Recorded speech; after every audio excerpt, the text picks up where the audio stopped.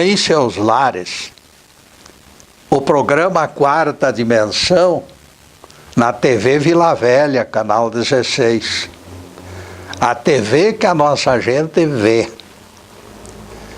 A Bíblia bem analisada e sem algemas nos fornece preciosos detalhes que reforçam nossas convicções.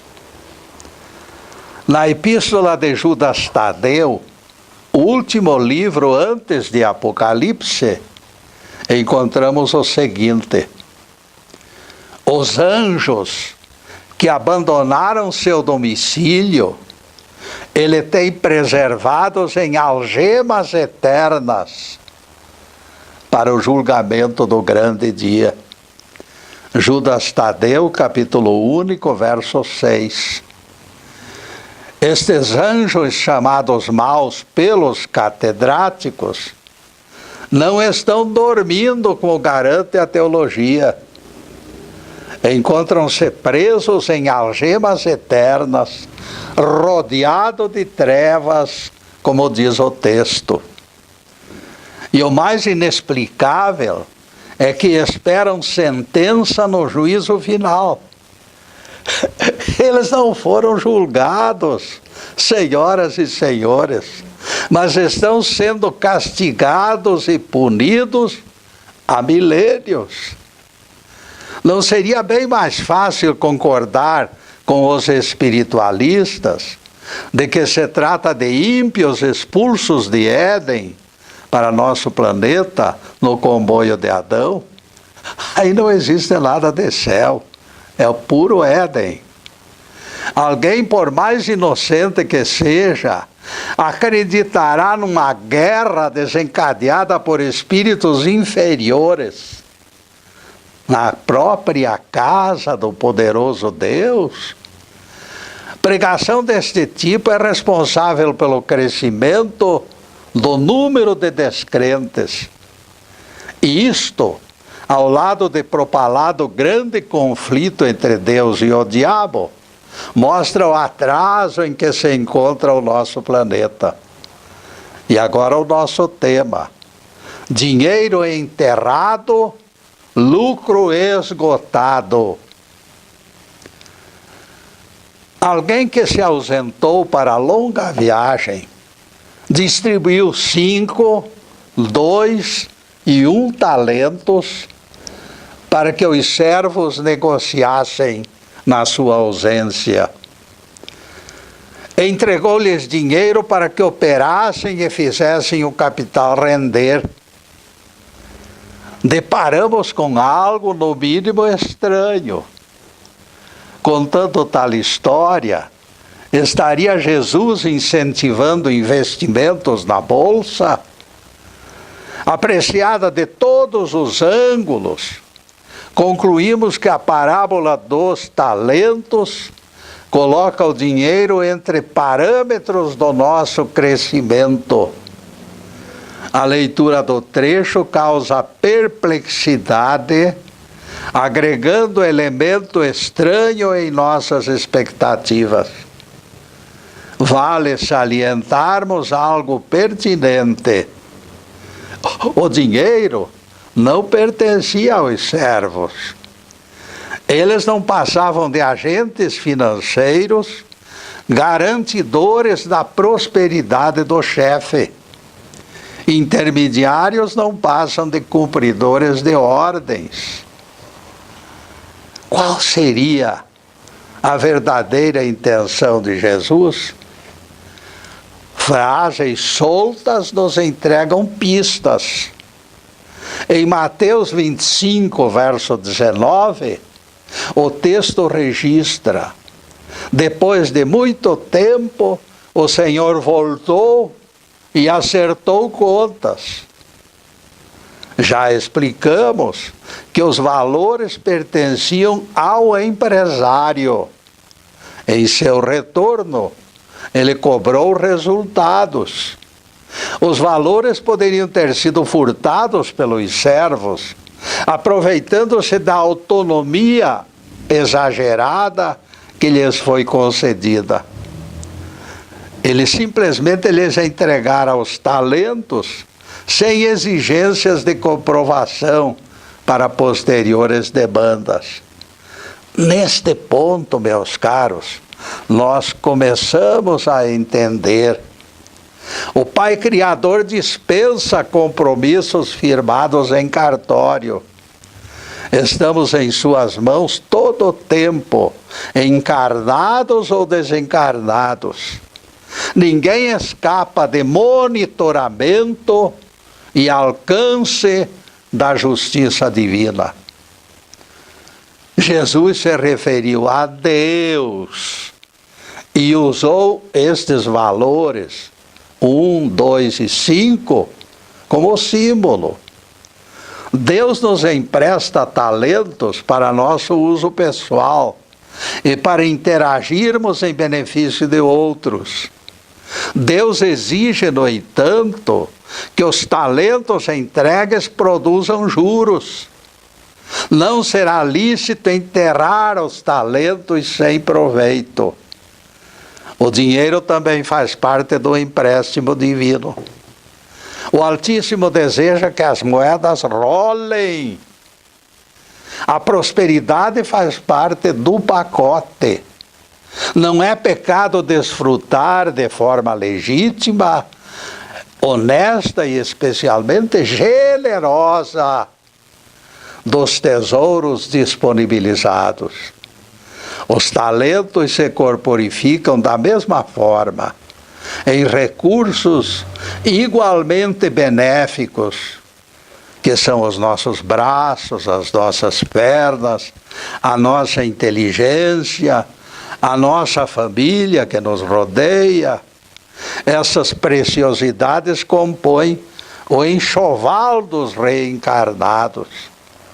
São talentos que devem ser acionados pelos socorristas. Durante toda a vida, no entanto, este acervo é um compromisso firmado. Ninguém o considere simples e exclusivo instrumento de prazer pessoal. Ninguém se julgue proprietário de tais empréstimos. Nós nascemos pelados e retornaremos tão somente com o que nos cobre o corpo, lá no fim da vida. No portal do outro mundo, já agora liberto do peso corporal, os mentores examinarão o que se escreveu sobre aquele espírito lá no livro da vida. O procedimento mundano do recém-chegado definirá o abrigo que ele fez por merecer. As colônias espirituais agasalham conforme as obras de cada um. Vejam que na parábola do rico e do Lázaro, o mendigo recebeu aposento confortável e o rico foi jogado numa espelunca. Vejam só. Ai de nós se não fizermos render os talentos. Ai de nós se não agirmos de maneira solidária. Será fácil entender. Bastará analisar o que aconteceu com o servo que enterrou o talento. Veremos que o Pai das alturas não aceita desculpas. O servo detentor de apenas único talento se aproximou temeroso do patrão, dizendo: eu sei que és homem severo, que ceifas onde não semeaste e ajuntas onde não plantaste. Receoso, escondi na terra o teu talento. Aqui tens o que é teu. Mateus 25, versículo 4. Entregou-lhe o mesmo dinheiro recebido sem juros, tempos atrás. O fazendeiro não deixou o relapso sem castigo, dizendo-lhe: servo mau e negligente, sabias que ceifo onde não semeio e ajunto onde não espalho? Cumpria, portanto, que entregasses meu dinheiro aos banqueiros, e na volta eu o receberia com juros. Tirai-lhe, pois, o talento e entregai-o àquele que tem 10.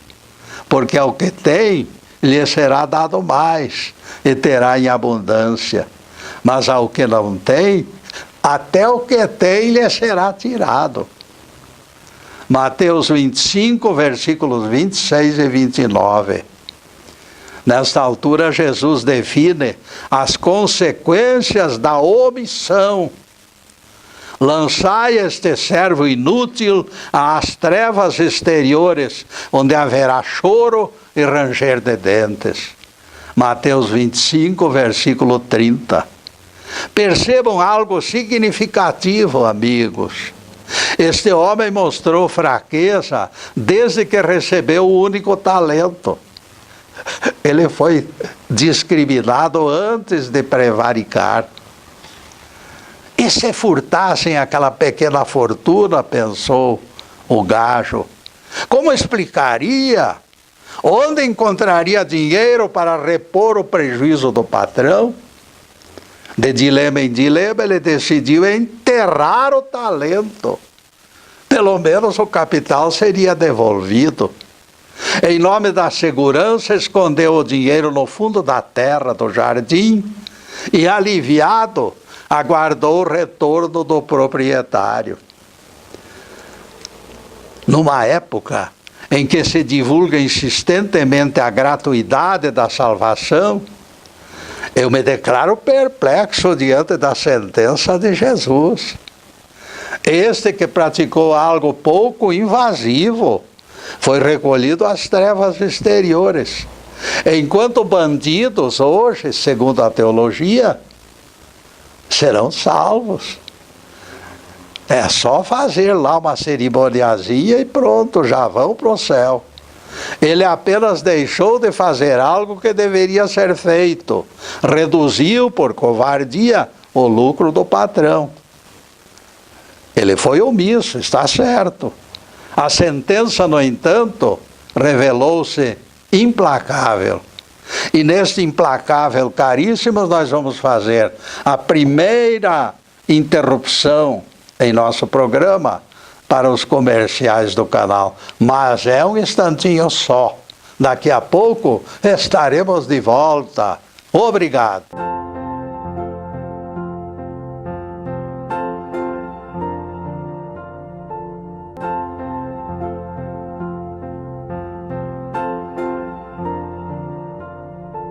E já estamos no segundo bloco do programa Quarta Dimensão.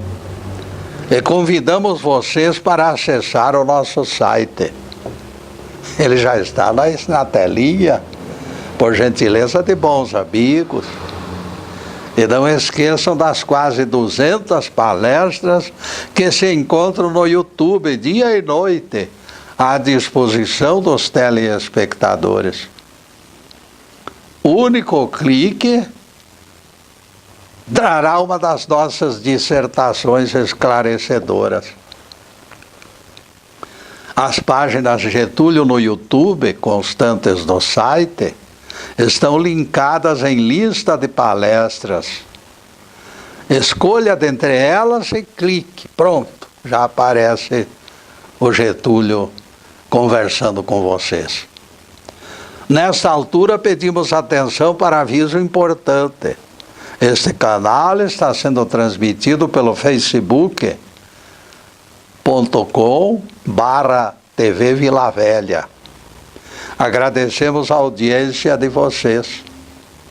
Este programa é gravado nos estúdios Fernando Martins e todo o conteúdo se encontra no Facebook Live TV PG, também permanentemente à disposição. Parabéns aos amigos Fernando Martins e Ozube pela preciosa colaboração.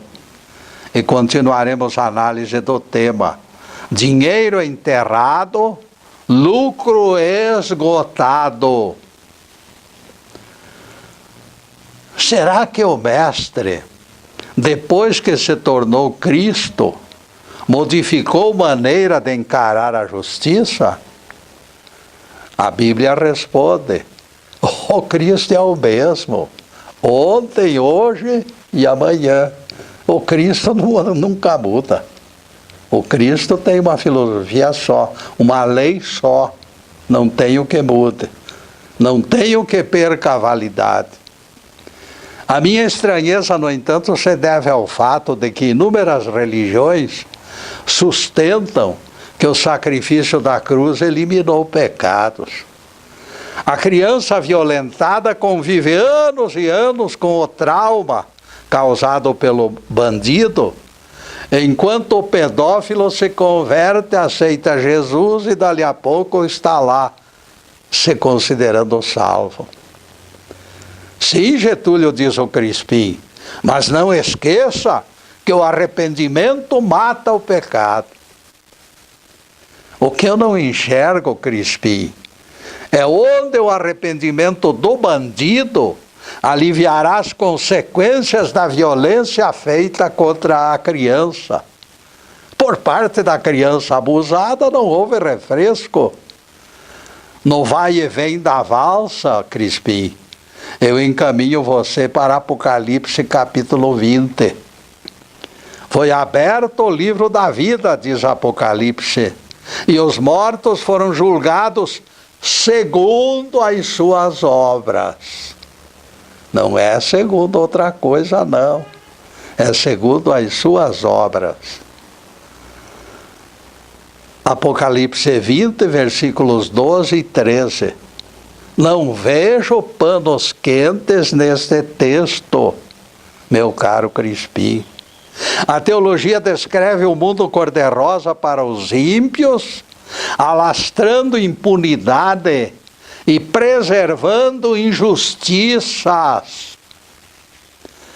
Pelo andar da carruagem será imperioso exaltar a sentença de Jesus contra o servo preguiçoso da parábola dos talentos. Exemplo, meus amigos, é lição preciosa. Jesus nunca errou, nem jamais favoreceu impunidade. Dá para percebermos o seu desgosto diante daquele devoto que entregava oferta no altar, carregando mágoas no coração. Jesus lhe disse: se ao trazeres oferenda, lembrares que alguém tem queixas contra ti, deixa ali mesmo tua oferta e primeiro reconcilia-te com ele, depois volta e entrega a tua oferenda. Mateus 5, versículos 33 e 34.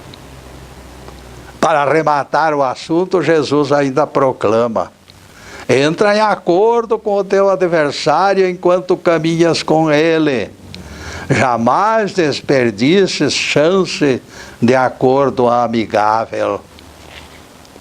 Em verdade te digo, meus caros, que não sairás dali enquanto não pagares o derradeiro centavo. Veja só, Jesus já é diferente. Tem que pagar o último centavo, não é só bater no peito e gritar Senhor, Senhor. Você nasceu de novo, seus pecados já foram pagos lá na cruz. Isso aí é o que dizem eles.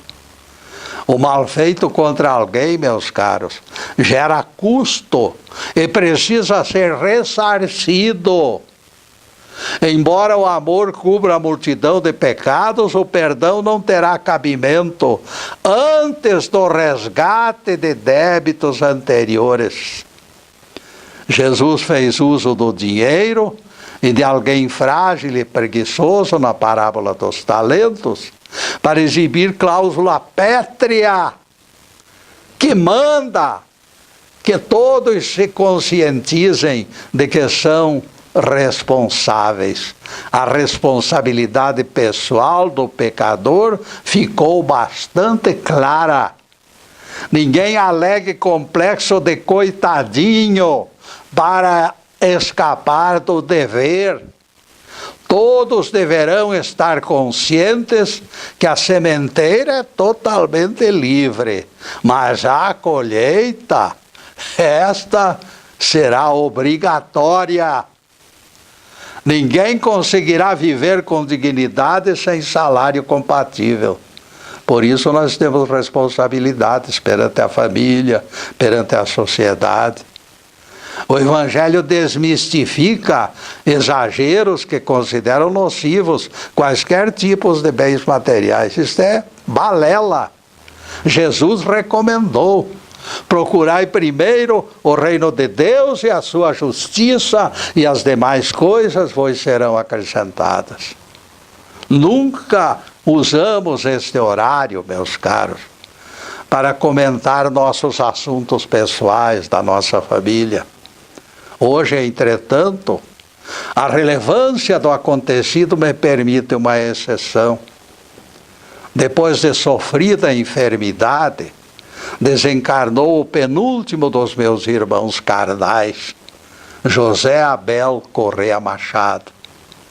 Caçula, entre outros 5, ele foi sepultado dia 25 de janeiro, agora, na última sexta-feira. Da Irmandade, composta de 5 homens, somente eu me encontro em corpo físico.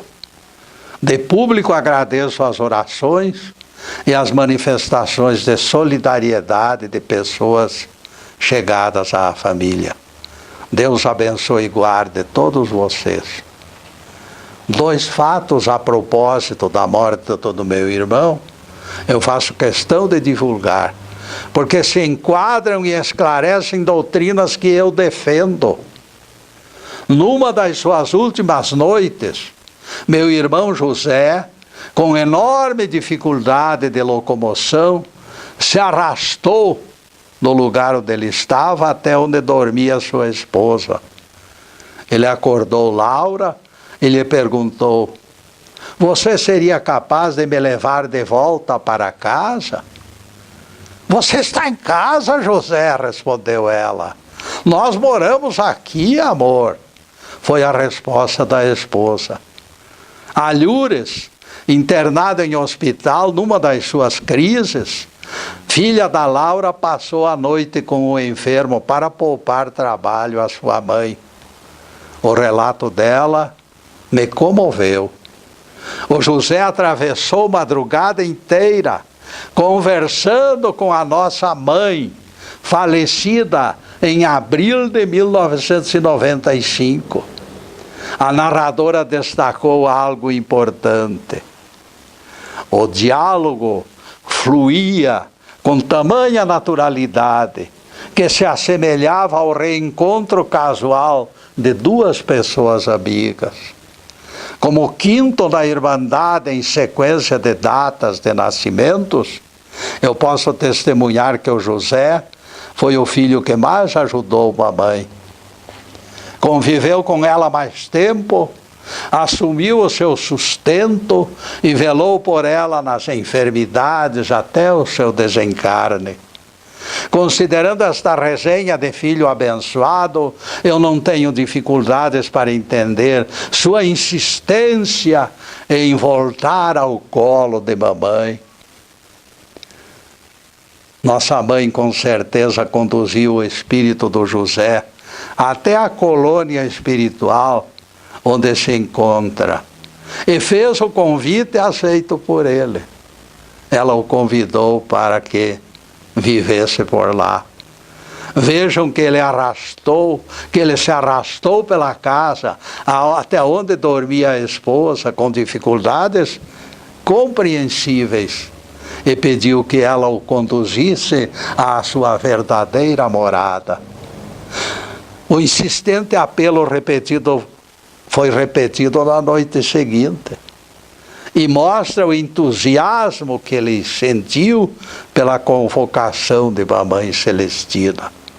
Hoje, alguns dias depois da partida do José para o mundo espiritual, eu não tenho dúvidas quanto ao doce enlevo que mãe e filho estarão curtindo lá na colônia espiritual. Lembrem que Jesus disse aos saduceus: Deus não é Deus de mortos, mas sim de vivos, pois para Ele todos vivem. E neste ponto, caríssimos, nós vamos fazer mais uma pequena interrupção no programa para os comerciais do canal, mas é um instantinho só. Daqui a pouco estaremos de volta. Obrigado.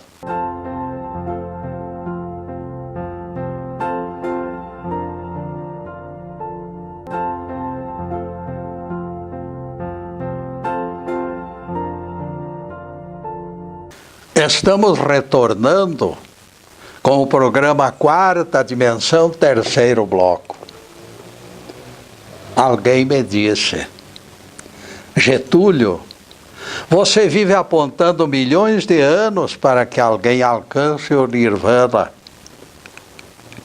Você não acha exagerada essa distância no calendário, Getúlio?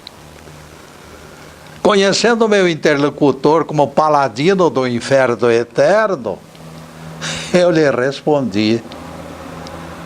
Eu prefiro, na minha resposta, meu amigo, comparar a doutrina que eu prego e a sua.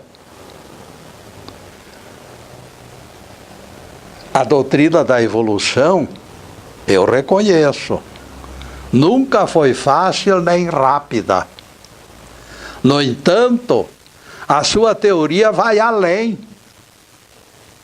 Eu falo milhões de anos de vida útil e proveitosa. Vocês apontam sono em sepulcro e também uma vida cumprida lá no inferno eterno. As duas partes aqui sem instrução nenhuma, sem progresso algum. Dentro da eternidade de vocês, os espíritos agonizam no fogo eterno, alguns, no fogo eterno da vingança divina. E nada de aprendizado. O que eu fico totalmente curioso é de que se aceite alguma coisa que não dê resultado algum. Tudo perdido. Dormir lá milhares de anos sem nenhuma recompensa, sem nenhuma instrução, sem nenhum proveito. Sofrimento sem fim, meus amigos, é negação do Deus de amor.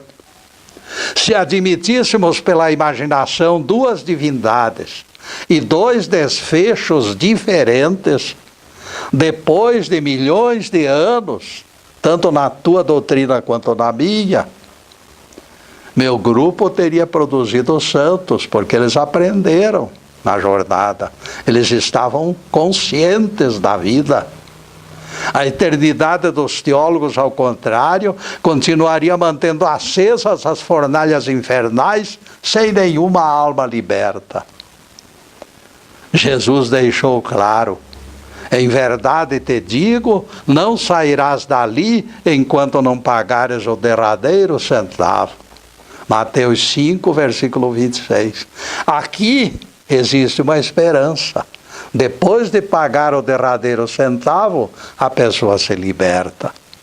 E depois desse pinguinho de doutrina, a continuação do tema: dinheiro enterrado, lucro esgotado.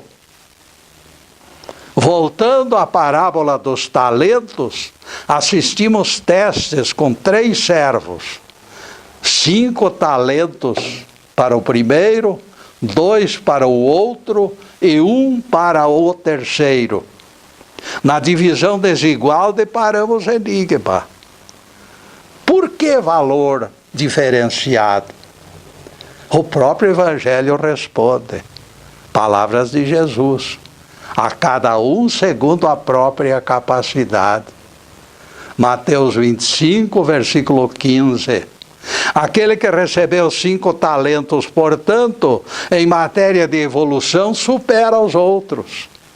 Acessos diferenciados contemplam desiguais.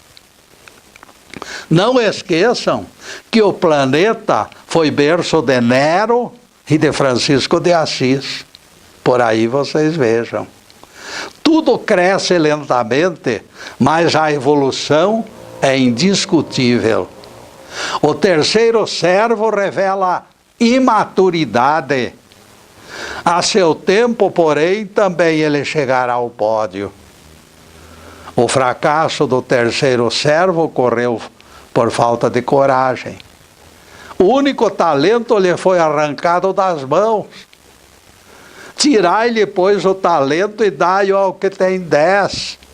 Mateus 25, versículo 28. Não adianta choro nem vela. A matemática divina funciona. Alguém considera Deus injusto por isso? O texto responde: a cada um segundo a sua capacidade. Palavras de Jesus em Mateus 25, versículo 15. Não se guardam 2 litros de azeite em vasilha que tenha capacidade para 1 litro. Não será sensato que o peso leve meça forças no tablado com peso pesado. Não se pode colocar 2 lutadores de forma tão desigual para que o peso pesado estraçalhe o outro. Sim, dirá Crispim, mas não esqueça, Getúlio, que eu posso perder no braço e ganhar na inteligência. Não existem limites para quem persevera. Saiba, Crispim, que em todas as variações previsíveis se encontram na frase de Jesus: a cada um segundo a sua capacidade. Quem tem inteligência maior pode vencer a força, porém é preciso ter capacidade. No rosto enegrecido de quem salva uma criança de incêndio, Jesus identifica superação de capacidade. Ele fez mais do que podia. Estes merecem o teste de 5 talentos, porque realmente são pessoas excepcionais. O troféu pertence ao socorrista de rosto desfigurado pela poeira, pelo suor e pelo sangue. Este que luta valentemente é o cara. Pode até falhar algumas vezes. No entanto, ele tem consciência que está empenhado em causa justa e que jamais acompanhará a covardia. Essencial será agirmos indiferentes ao que representamos na terra. O lixeiro diligente suplantará o rei descuidado. No cofre das ofertas, viúva pobre depositou 2 moedinhas. Jesus a surpreendeu colocando centavos no cofre. 2 moedinhas de 1 centavo. As leis que determinam saúde, meus caros, mostram que tudo funciona pela mente. E Jesus, então, quando viu aquela mulher, ele disse: esta viúva pobre deu mais do que todos os outros. Ela deu da sua pobreza o próprio sustento da sua alma. Lucas 21, versículos 3 e 4. Se eu evito caminhar fugindo ao esforço, minhas pernas atrofiam. Por isso eu devo fazer o esforço. Eu devo realizar aquilo que se torna até quase impossível. Mas eu tenho que realizar para manter a minha mente e o meu coração e o meu corpo em condições de trabalhar sempre. Mente confiante e positiva gera crescimento. Mente negativa e medrosa fabrica retrocesso. Alguém que pensa positivamente destrói ondas negativas. Na cidade de Nápoles, a família Zagonella ocupava antigo casarão. Na década de 50, Giuseppe Mastroianni alugou algumas peças daquele prédio centenário, porque o preço do aluguel era bem mais barato. O italiano vivo preferiu aquele mais barato.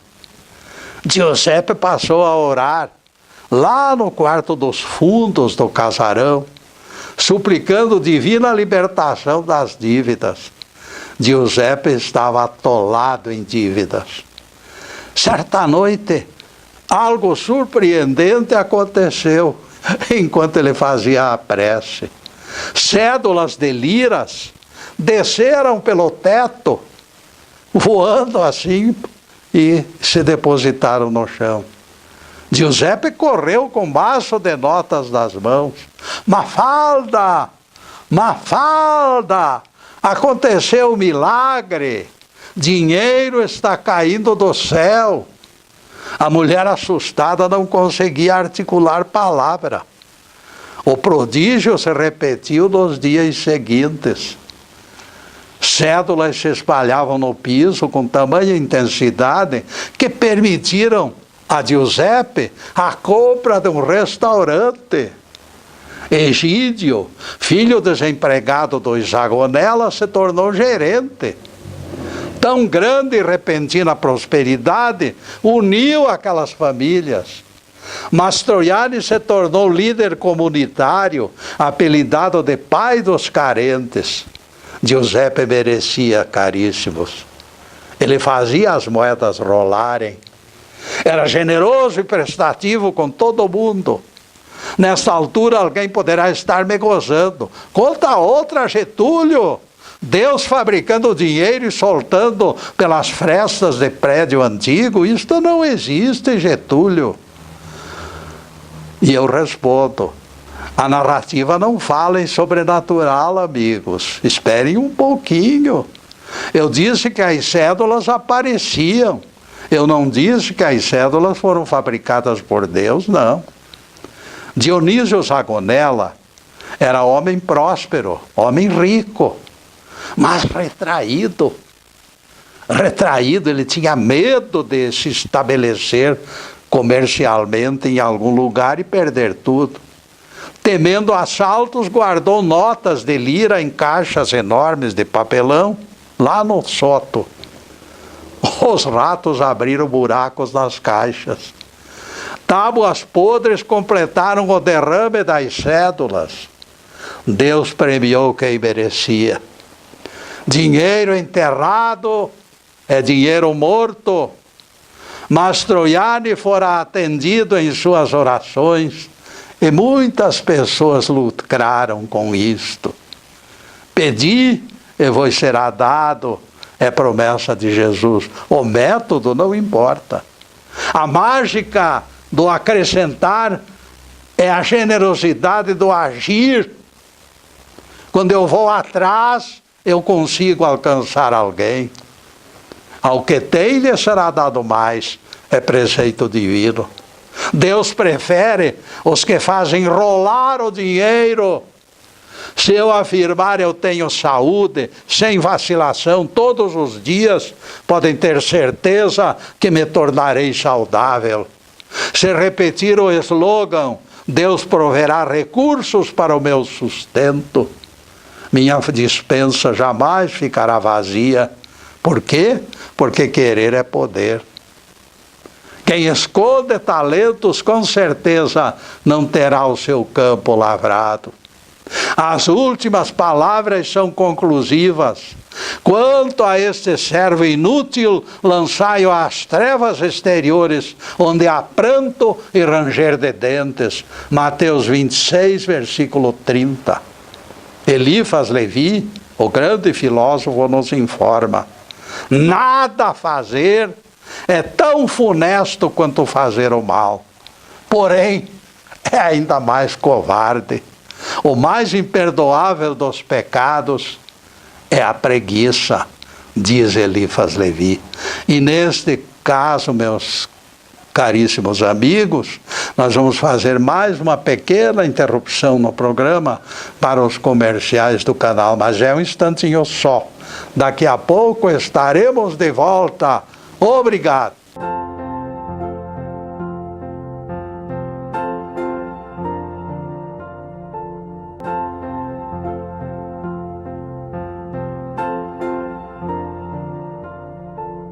E já atingimos o último bloco do programa Quarta Dimensão. O tempo tempo passou rápido com o cavalo de raça. E coloque na agenda, sexta-feira, nosso dia de encontro. A partir das 15h30 das sextas-feiras, sempre estaremos aqui, ao vivo e a cores. Na próxima sexta-feira, focalizaremos outro assunto ligado à Bíblia e aos Evangelhos. Em seguida, os últimos questionamentos sobre o assunto de hoje: dinheiro enterrado, lucro esgotado. O Papai do Céu respeita livre-arbítrio, mas deixa também livre a engrenagem da correção. Reconhecemos que conviver pode ser complicado, mas é na convivência que se abrem as águas do Mar Vermelho. Não vamos enterrar nossas amizades, nossas alegrias pelo contato humano, porque isto é enterrar tesouro. Conviver é aprendizado para investimentos emotivos. Quando eventualmente nos desviarmos para ligações perigosas, lembranças de sadias convivências devolverão cautela. Talentos arquivados sem uso não servem para nada. Trevas exteriores é destino dos verdugos das emoções. O psicólogo John Gottman criou palavra para definir esta síndrome: emocionectomia. Escreveu ele, vejam só. Castrar o sentimento. Nada investir em coisas do coração. O medo de permutar ternura é a mesma coisa que enterrar dinheiro, como fez o servo da parábola, o servo mau. É o mesmo que esconder cédulas com receio de perdê-las, como fez a família Zancanella. E o dinheiro foi lá para aquele que merecia. A punição será consequência da covardia. Teve razão o evangelista apontando um ranger de dentes. Conviver é risco, possibilidade concreta de sofrer coisas desagradáveis. Justifica certo pregador equivocado que fala na TV. E ele remata com lógica execrável. Será preferível viver solitário numa ilha distante. Enterrar-se na solidão seria o termo adequado. O amai-vos uns aos outros desfaz o equívoco, porém.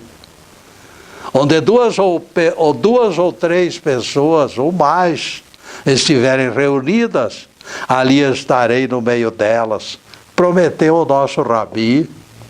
O Evangelho vai mais longe, caríssimos. Entra no gozo do teu Senhor, diz o proprietário da parábola dos talentos. Entra no gozo do teu Senhor. Ninguém despreze, portanto, o patrimônio mundano. Os recursos emprestados constituem sagrada oportunidade de exibirmos a nossa têmpera. Se nos tornarmos íntegros, nada precisaremos esconder. Palavras estranhas, todavia, se encontram no complemento de avaliação dos investidores de talentos. Essas aqui, meus amigos. Entra no gozo do teu Senhor, diz o proprietário. Palavras difíceis de interpretar, vocês não acham? Como pode alguém entrar no gozo de outrem? O prazer se nos afigura algo inteiramente pessoal. O êxtase da satisfação plena é contagioso, porém, e aqui se encontra a explicação. Entra no gozo do teu Senhor, invade corações e sentimentos em todo o círculo mágico. O prazer deixará de ser individual para se expandir coletivamente. Fomos compelidos a invadir os arcanos, procurar pista entre os anjos. Fomos em nossa jornada de pesquisa. Abrimos as portas do mistério, buscando indispensável clareza. Folhamos páginas de Apocalipse e os segredos de repente se revelaram. Os ouvidos do profeta João se ergueram para além da montanha sagrada, e os seus olhos ficaram à espreita, e ele deparou visão extraordinária e esplêndida. Ele viu o Cordeiro, mais 144.000 sobre o monte Sião, enfeitado de névoa. Todos estampavam na fronte o nome do Cordeiro e o nome do Pai das alturas. Então a voz do céu se ouviu, semelhante ao bramir de muitas águas, semelhante ao estrondo de trovão. Apocalipse 14, verso 2. Cantaram diante do trono cântico novo e tangiam cítaras, e ninguém conseguia memorizar o cântico. Apocalipse 14, verso 3. O próprio prazer na esfera mística possui esta roupagem, possui esta maravilha transmitida pela orquestra do Divino Espírito. Ninguém conseguirá memorizar o cântico celestial enquanto não entender a própria unidade com Deus. Entra no gozo do teu Senhor, foi convite para o servo fiel. Eu e o Pai somos um, foi a palavra que Jesus proferiu. Este é o mistério desvendado. Quando alcançarmos este grau de unidade, o prazer de Deus será o nosso prazer. O que aquele fazendeiro disse para o servo diligente? Entra no gozo do teu Senhor. Significou a consciência da unidade.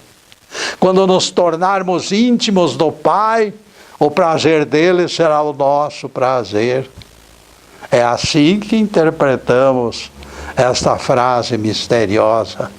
Outra vez se comprova o que diz o evangelista: a luz ilumina todo homem que vem a este mundo.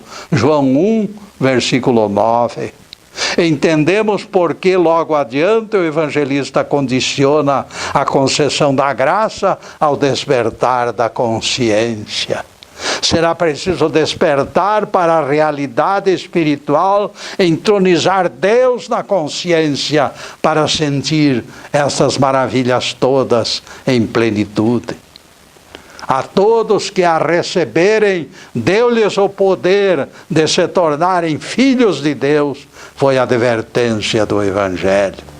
Se a luz sempre existiu, se Deus é nosso Pai, qual o motivo deste condicionamento do êxtase? A razão é a falta de percepção pessoal da realidade. Eu preciso entender que Deus está presente. Quando estivermos maduros para interagir em plenitude, a simbiose acontecerá. Entra no gozo do teu Senhor. Entenderemos os termos da parábola quando nós estivermos maduros. Foi este presente que o patrão da parábola entregou ao servo diligente. Entra no gozo do teu Senhor. O mistério fica encerrado aqui, nessas poucas linhas. Louvado seja Deus. Que o Senhor nos abençoe e também nos guarde. Que o Senhor levante o seu rosto sobre nós e tenha misericórdia de nós. Que o Senhor Deus das alturas derrame a paz em nossos corações. Muito obrigado, meu Deus. Muito obrigado, Jesus. De todo o coração nós agradecemos por este horário abençoado. Muito obrigado. E para vocês, caríssimos, que se encontram além desta câmera, nós dizemos do fundo do nosso coração. Nós pedimos a Deus que possa derramar as bênçãos sobre todos, bênçãos de saúde, de paz, de harmonia, de prosperidade, de tudo que é bom, mas acima de tudo, caríssimos, amor no coração. Amor no coração, meus amigos, é o grande incentivo para a colheita de luz e de paz. E neste ponto, caríssimos, muito obrigado mais uma vez e boa noite.